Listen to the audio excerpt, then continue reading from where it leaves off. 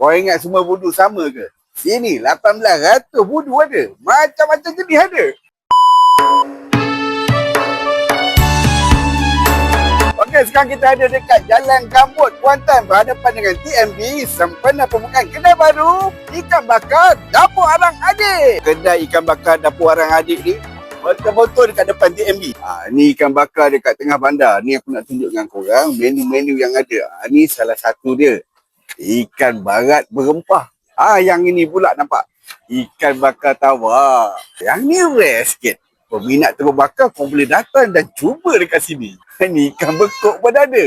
Ikan goreng kunyit panas-panas. Cumi-cumi. Sotong bakar ada juga. Ada ulam tak sah. Budu pun macam-macam jenis ada. Jangan lupa.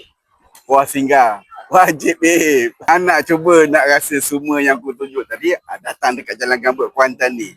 Jangan lupa je. Ikan bakar Dapur Arang Adik. Moh le. Alhamdulillah. Barok memang sedap tu. Ulang sikit.